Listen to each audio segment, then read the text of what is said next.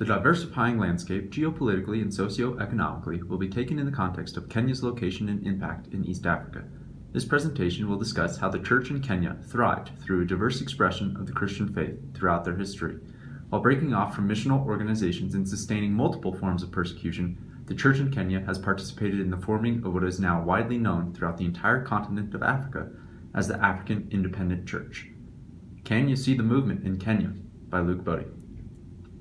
From the beginning, Africans have had a major role in Scripture. First, Simon of Cyrene in Matthew 27 bore the cross of Jesus.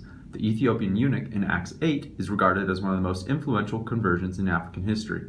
And finally, the day of Pentecost in Acts 2 details Africans being able to hear the gospel in their own tongue.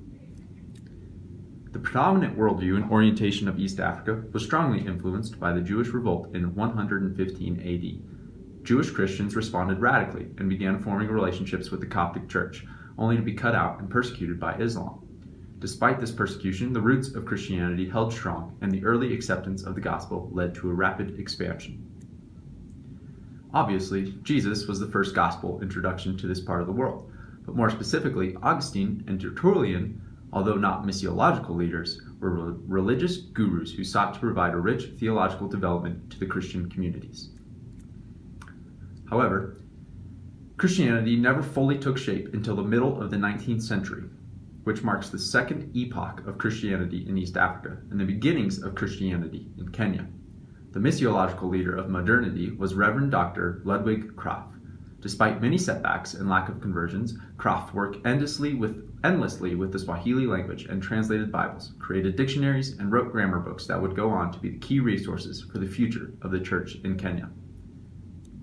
Working alongside Krapf was a man named Johann Rebmann. Rebmann arrived with Krapf and established the first Christian Mission Society in 1846 near Mombasa.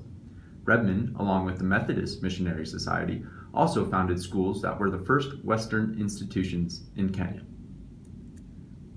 A final key personality impacting Christianity in Kenya was David Livingstone. Slavery was running wild throughout the culture and even inside the walls of the church. Despite heroic efforts, Livingstone was unable to see the fruits of his desires to eradicate this open sore of the world.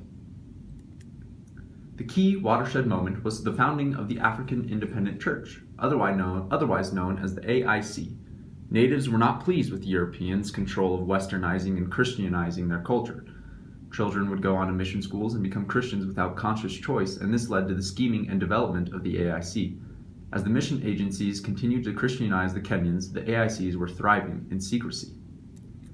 During World War I, the AICs began to actually become independent churches. Because of the mass exodus of white missionaries due to the war, the AIC inherited the prophetic and priestly role once played by the European missionaries. Out of this space came freedom and independence groups. The two main independence groups in Kenya were the Mau Mau and the 40 Group. The Mau Mau were the squatters on the white land and protesting the white infiltration on their homeland. The second group, called the 40 Group or Shadow Opposition, radically shifted policies of war recruitment. Both movements divided many young people at the time, and the AICs began to divide amongst themselves. Pentecostalism and revivalism marks one of the final events that shapes the gospel in the Kenyan context today.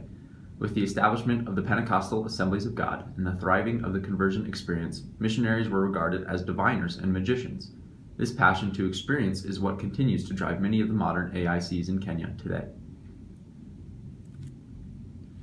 Along with the charts seen here, the Kenyan Church had 210 AICs in 1977. Just 7 years later, Kenya had over 300 AICs.